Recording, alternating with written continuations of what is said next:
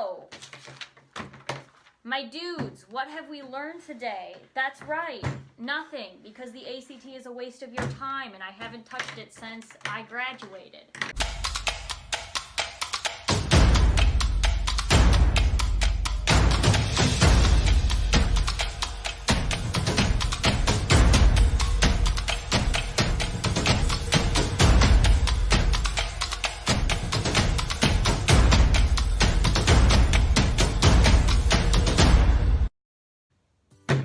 What's poppin', my dudes?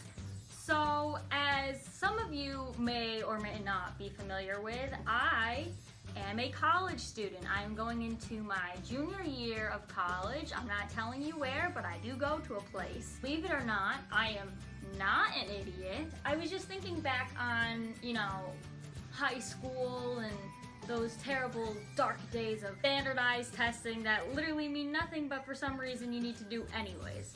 I was just thinking,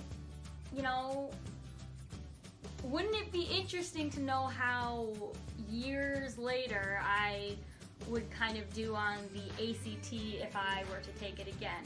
Obviously, I'm not going to actually be taking the ACT because I don't hate myself, right? I'm not going to do it again. But I figured I could go through some of the test prep and see what I do and do not know. For the purpose of this video, I think I kind of just want to skip to my problem area in academics, which, if you didn't know, is math. Anything but a math major. Who wants to be a mathematician? Nobody. Many people. No. Yes. Math is evil. I struggle with math a lot. I don't know why. I've gotten extra help before. I've been in math labs since I was like in first grade. It just doesn't make sense in my head for some reason. Don't know why. I was always jealous of those math kids secretly. But I figured it'd be kind of fun today just to see how bad I really am at the math section, because that's where I lost like all of my points last time I took the ACT, I think. So with that said, let's just jump into it, I guess.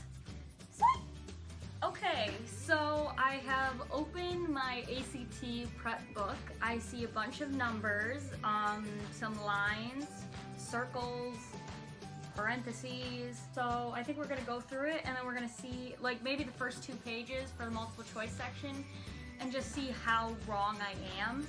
I think that would be a lot of fun. You're gonna get to see me freak out a little bit because math freaks me out. It gives me anxiety. Like I flipped, no joke, I flipped the page open and I felt like a rush of anxiety come to like here. Because, I didn't really plan on doing math ever again, unless, in basic, like, life math that I will need, like taxes or something like that, So all of you math kids, come laugh at me. The first question is, in a game, 20 small squares of paper are numbered 1 through 20. If Egan, who named their kid Egan? Why would you do that? Randomly selects one piece of paper, what is the probability that he will select a multiple of 4? Okay, so I vaguely remember this from like 11th grade, I think. It's like, it's probability, which is, that's not like statistics, right? And, okay, so there's only 1 in 20 chance that he will get the 4, right? Right? Am I doing something wrong? Am I being stupid?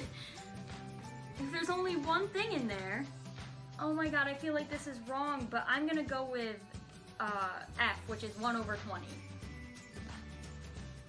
And we'll go back to it later. I remember there were a few like math questions on the ACT that I like understood, and I remember feeling really smart, but then we like moved on to harder questions and I felt really dumb, so. To question 15, which says, Jordan owns a small car dealership. Okay. The numbers of different types of vehicles on his car lot are given in the table that follows. What fraction of the vehicle on Jordan's lot are not luxury vehicles? Okay, well, the total is 320. Okay. So I think I'm just reducing a fraction here. So 320 minus 35. That's 285. And let's see. Now one of the numbers ends in a 5 and the other ends in a 0, which means it's a factor of 5, which means we can divide it by 5.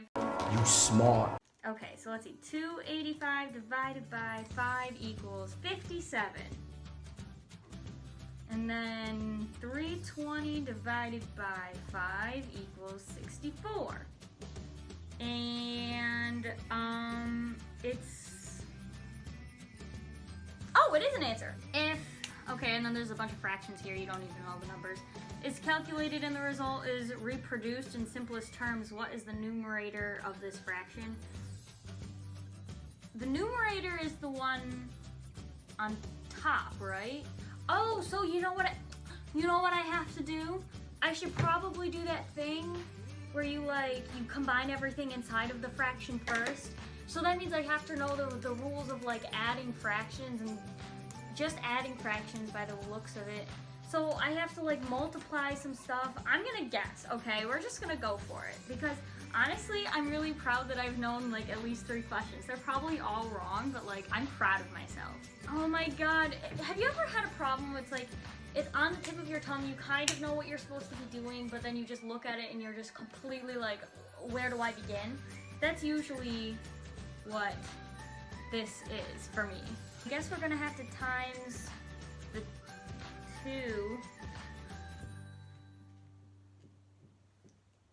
2 by 3 to get the 6 so that we can add.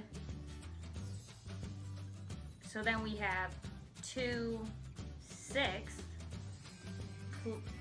minus, oh my god, okay, so maybe I would times that by 4. This can't be right. This can't be right.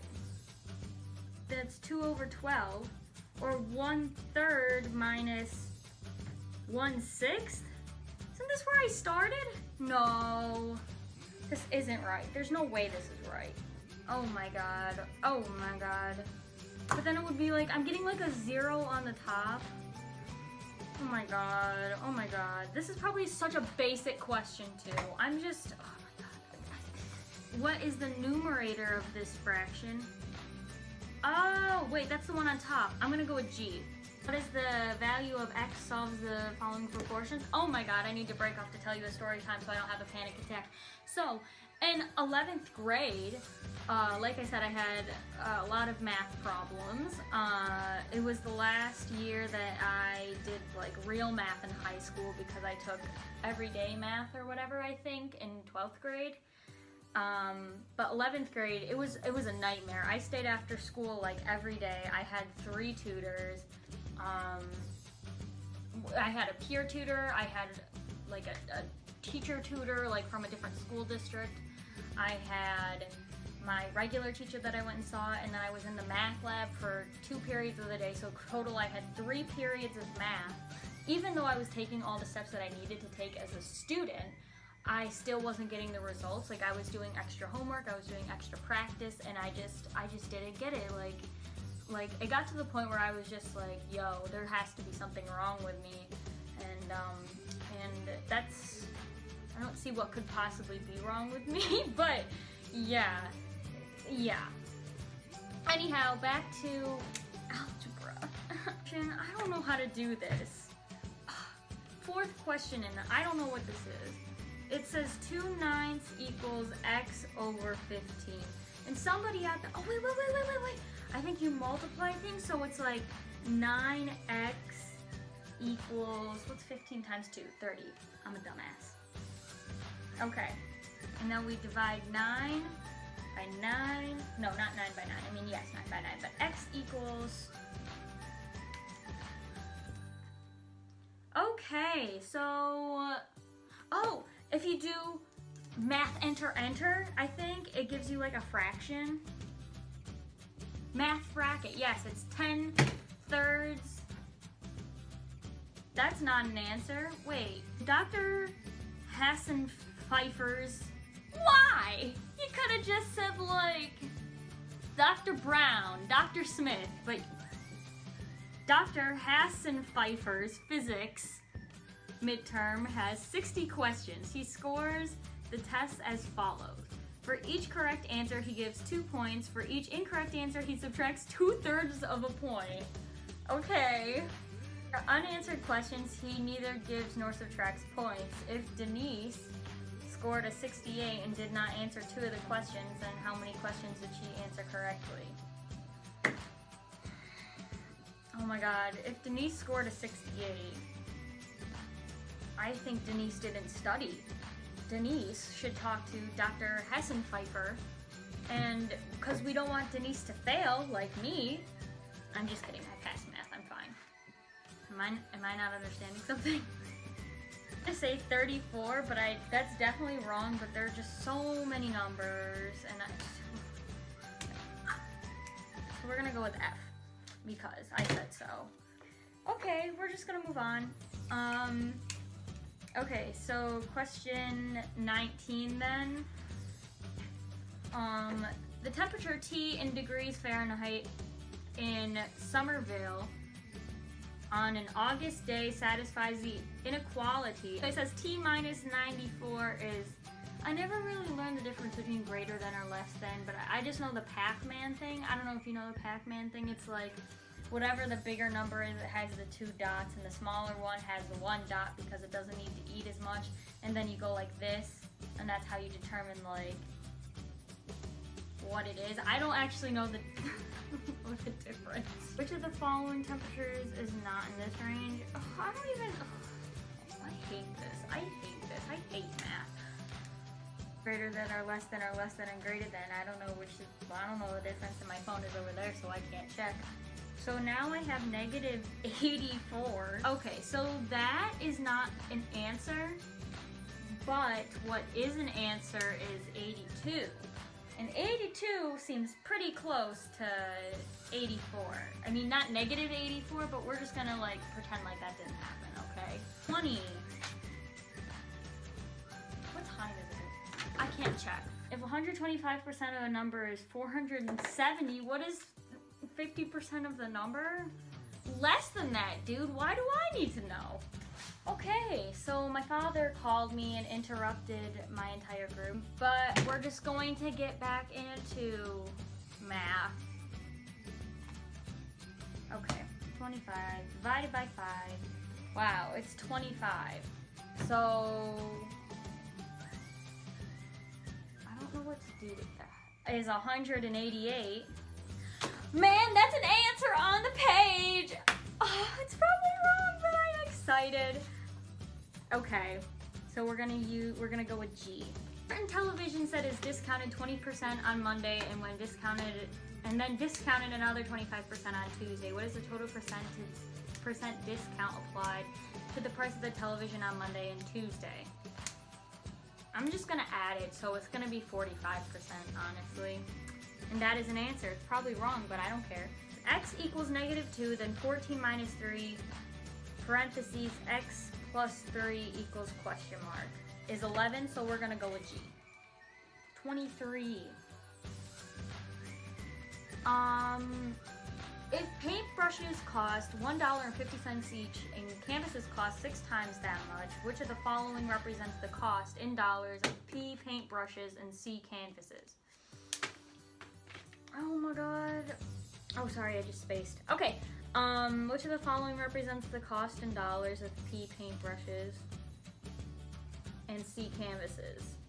Don't do this on testing, children. Study, but if you need to, and since I'm not taking a real test, we're gonna go with B. B is always a fun answer. It's fine.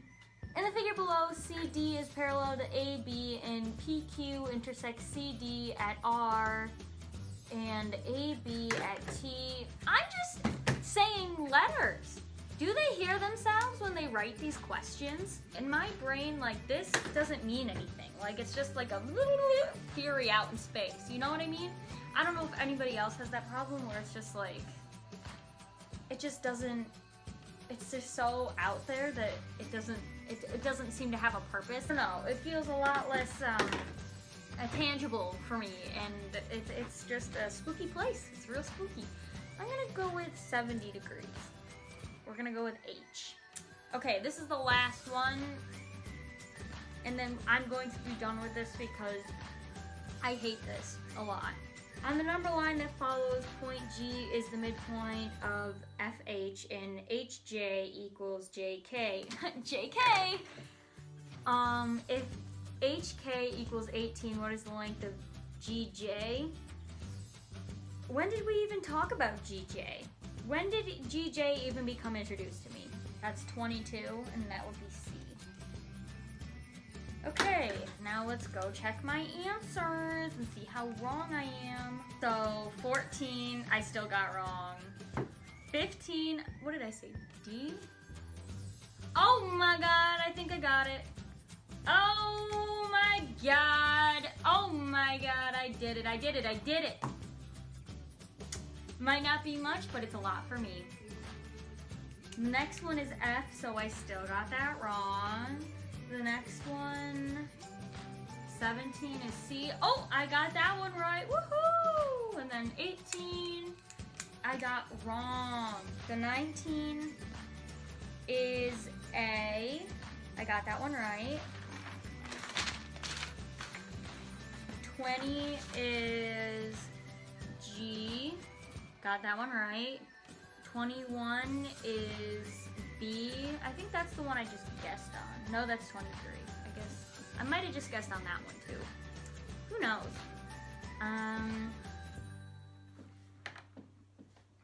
Oh my god. 21, 22 would be G, so I got that one right. Yeah, 23. Okay, that's B, so I got that one wrong because that was the one that I guessed on. Okay, so 24 is H, so I got that one right, and 25 is C, so I got that one right. So I got the majority of these ones right. So, my dudes, what have we learned today? That's right, nothing, because the ACT is a waste of your time, and I haven't touched it since I graduated. I hope you had fun watching me struggle. Leave your English questions down in the comments below and I can answer them. Or any other general comments you want to leave, but seriously, English comments. I'm excited. Bye! Easy peasy like 1, 2, 3.